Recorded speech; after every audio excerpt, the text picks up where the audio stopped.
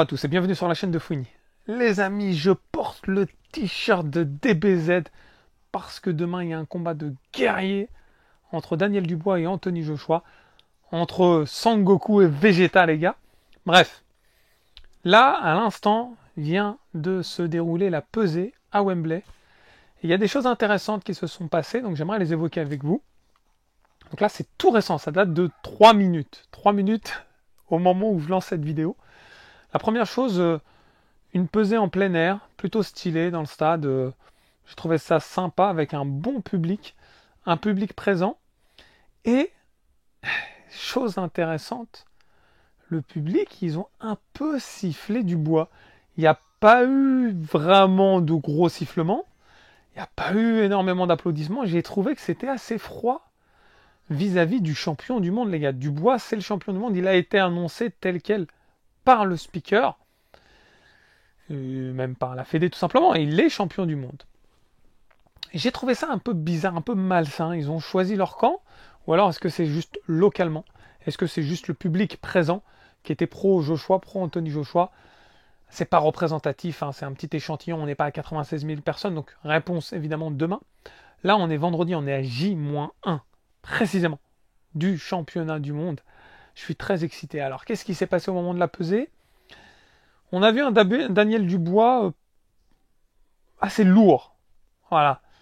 112 kilos, si j'arrondis, hein, c'était 248,6, je crois. Converti en kilos, on est à 112, quelque chose.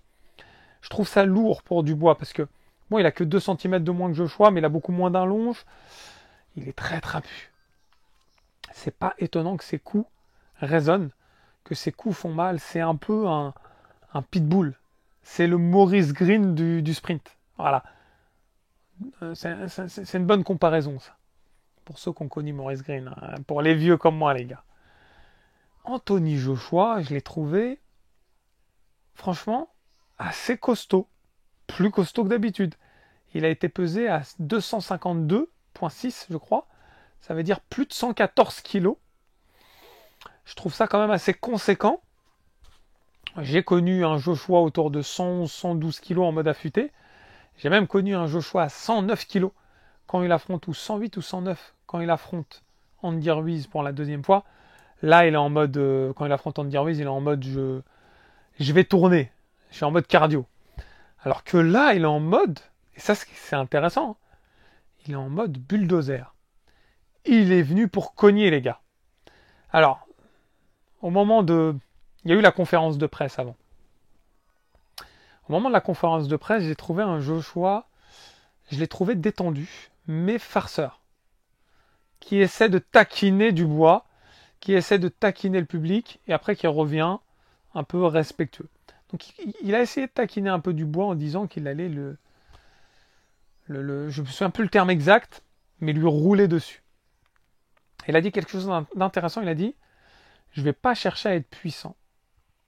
Puissant, je le suis déjà, mais je ne vais pas chercher à l'être. Vous allez voir comment je vais lui rouler dessus. » C'est très intéressant cette phrase, parce qu'on ne sait pas trop comment l'interpréter. Est-ce qu'on l'interprète à sa juste valeur, qui ne va pas jouer sur son punch, mais plus à la touche? Moi, j'y crois pas. Je pense que, franchement, Joshua, il a du punch, et il faut qu'il le joue. Il va plutôt jouer le contre. Donc quand il dit « Je ne vais pas chercher le punch », il va le chercher indirectement. En gros, Dubois, je l'ai trouvé stoïque. J'ai pas trouvé qu'il a rentré dans le jeu de Joshua. Il a même fait une petite blague à un moment en disant sorry, comme quoi tu me parles, pardon.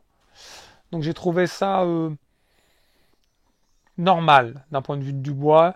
Par contre, on a vraiment l'impression, et ça c'est bizarre en fait, on a vraiment l'impression que c'est Joshua le champion en fait, tel qu'il est présenté.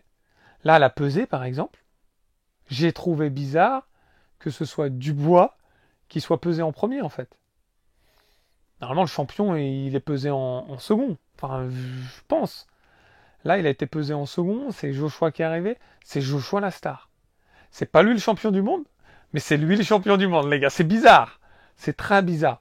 En fait la com, l'aspect marketing, il est quand même très subtil, extrêmement subtil.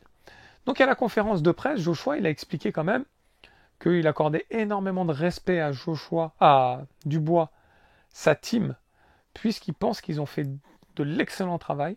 Et justement, c'est ce qui lui a donné la force pour, à l'entraînement, se surpasser, pour, avec sa team, élaborer un game plan, etc. Donc je pense que les deux sont chauds. Je trouve Joshua un peu lourd quand même. Plus de 114. J'espère qu'il a le cardio qui va avec. Mais 114, ça envoie du punch, les gars.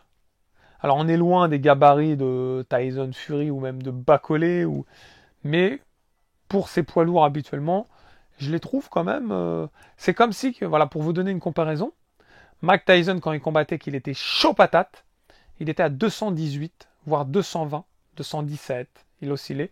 Ça fait moins de 100 kilos. 97, 98, 99. Et quand Tyson il commence à être un poil au-dessus, j'ai le souvenir de Tyson Holyfield 1, où Tyson est un tout petit, un poil au-dessus, il le regrette et il en parle par la suite. Et quand il fait Tyson Holyfield 2 et qu'il fait la pesée et qu'il est interviewé, Tyson dit « Je suis le plus léger depuis mon retour ». Je suis le Tyson le plus léger depuis mon retour. Il est à 217, je crois, ce qui correspond à moins de 100 kilos. Et je pense que l'affûtage d'un boxeur, c'est un peu comme l'affûtage d'un coureur ou d'un athlète tout court. Il y a une zone. Il y a une zone en termes de poids. Et on ne peut pas être localement en dehors de cette zone. Et je pense que pour Joshua, 114, c'est la limite. Je pense que sa zone, c'est plutôt 111, 112. 109, c'était la limite également. Dubois, je le trouve aussi un peu lourd. Qu'est-ce que ça veut dire? C'est ça la question, les gars. Ça veut dire qu'ils vont s'en mettre dans la tronche, les gars. Moi, j'espère qu'il n'y en a pas une mauvaise surprise. J'ai peur. Je ne sais pas ce qui va se passer, les gars. Les 2 premiers rounds, je vais être en pétoche. Au gong, je vais être en stress absolu, les gars. Parce que je ne sais pas comment les premiers rounds... Vous savez, vous le connaissez, vous savez comment ça se passe quand on attend un combat depuis longtemps. Quand ça sonne, comme ne serait-ce que le dernier combat de Joshua contre Ngannou, qu'est-ce qui va se passer? Il y a eu un choc au premier round, les gars. On se pose la question, qu'est-ce qui va se passer?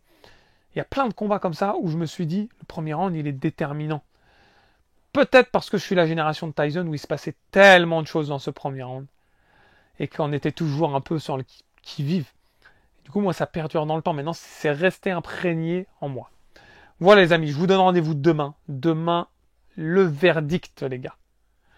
J'espère que vous avez passé un bon moment en ma compagnie. N'oubliez pas le pouce qui fait plaisir. Puis si ce n'est pas déjà fait, de vous abonner.